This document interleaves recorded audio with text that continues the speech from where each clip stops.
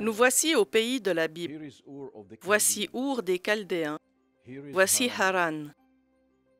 Et voici la route qu'Abraham, son neveu Lot et leur famille ont suivie pour arriver dans le pays promis.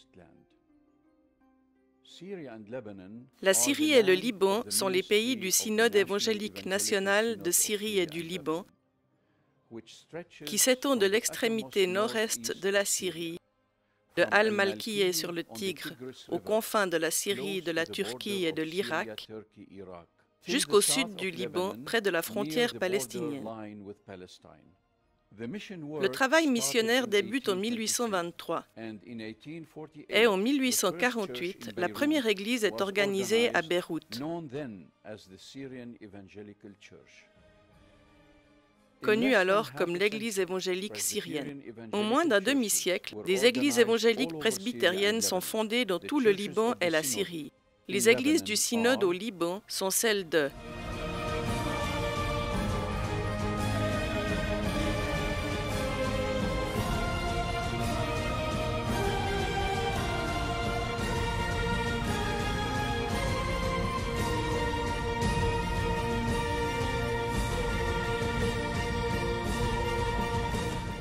et les églises du synode en Syrie sont celles de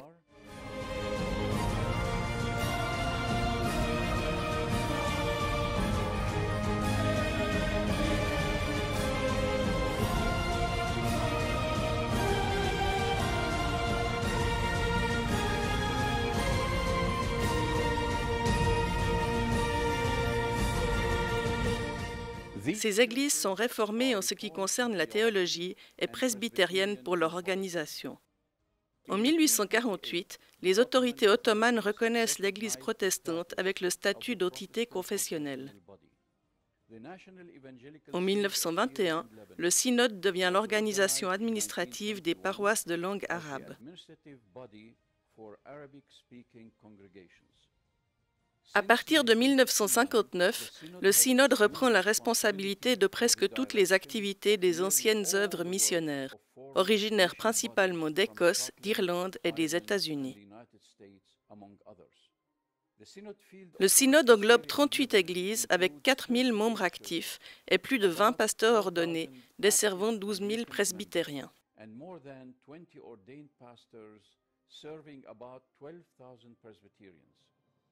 La mission du synode est de témoigner de l'évangile de Jésus-Christ en vue de la justice, de la paix et de la dignité de la création de Dieu, en œuvrant au rapprochement œcuménique.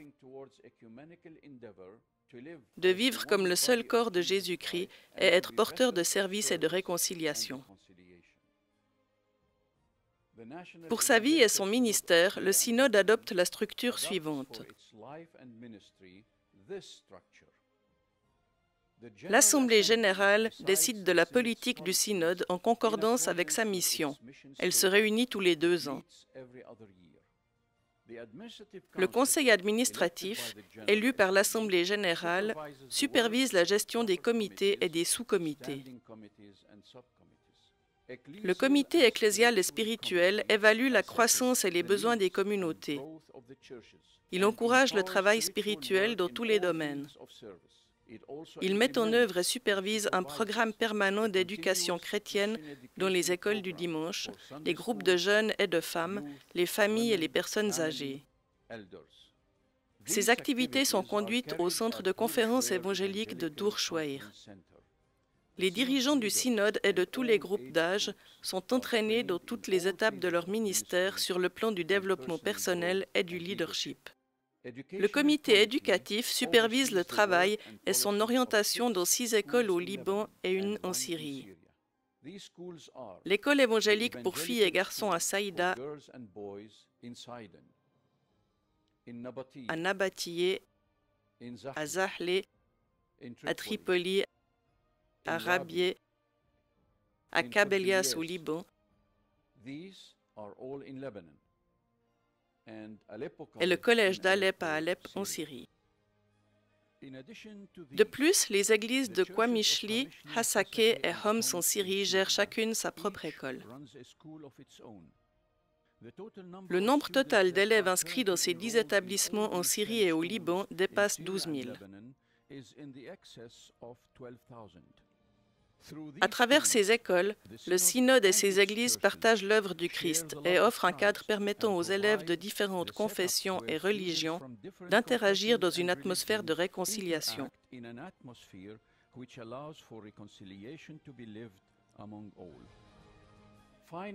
Le comité financier et domanial gère tous les travaux et développements immobiliers des églises et institutions du synode.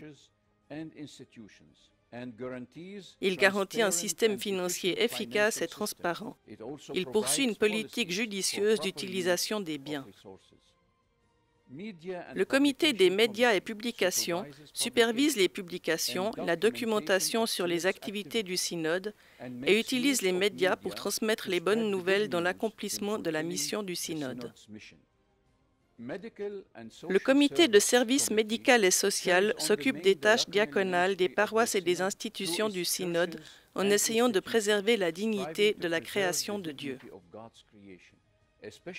Une attention spéciale est accordée aux services pour les aînés au travers de la maison pour personnes âgées de Hamlin au Liban et celle de Homs en Syrie. Un des ministères bénis entrepris récemment par le synode vise les enfants réfugiés vivant dans des camps au Liban. Ils ont été négligés, privés d'école et d'une enfance normale et exposés à toutes sortes d'exploitations. En 2016, le synode a ouvert 4 écoles dans 3 localités différentes, 2 dans la Bekaa, une à Tyr et une à Akkar, dont 200 enfants bénéficient. Une 5e s'est également ouverte à Tripoli.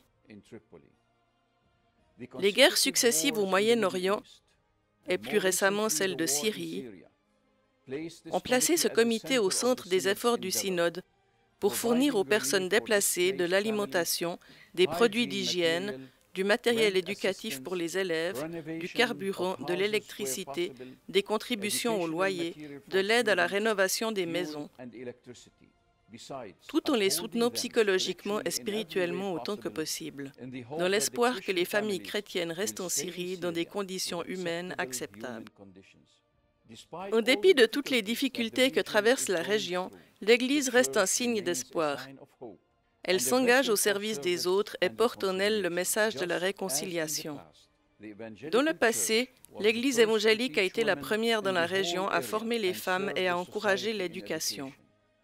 Aujourd'hui, les besoins sont différents et l'Église s'efforce d'apporter la bonne nouvelle et un message d'espoir à ceux qui ont décidé de rester en Syrie pour continuer à jouer un rôle présent et futur dans leur patrie.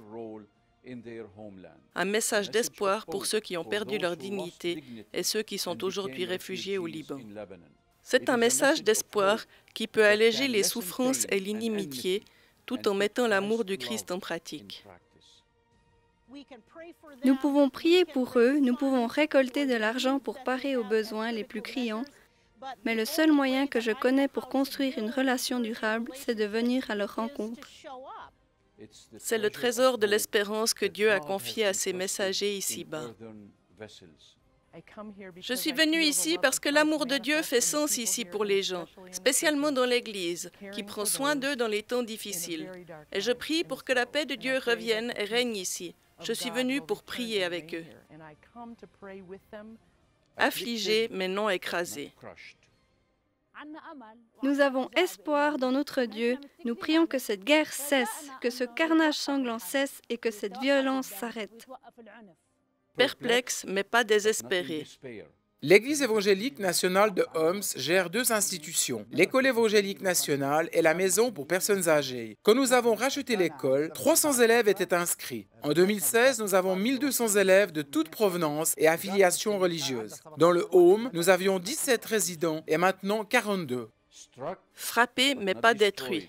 Au cours des 5 dernières années de guerre, les services rendus par l'Église ont été multipliés par 10. Persécutés mais pas abandonnés. Nous, les jeunes de l'Église presbytérienne de Homs, avons essayé d'alléger les effets de la guerre sur la vie sociale à travers un programme que nous avons appelé Espace pour l'espoir. Nous réunissons enfants et jeunes de toute provenance et affiliation religieuse. Dans un lieu où la vie de Jésus est manifestée. Nous sommes au service des jeunes, de l'école du dimanche, des femmes, des veuves, des orphelins, et nous soutenons les affligés et les blessés. Nous suivons ces gens dans un travail pastoral. Nous les accompagnons dans le but de répondre à leurs besoins spirituels, mais aussi matériels, comme par exemple l'alimentation, l'accès à l'eau, le paiement du loyer et les frais en tout genre. Nous les aidons autant que nous le pouvons.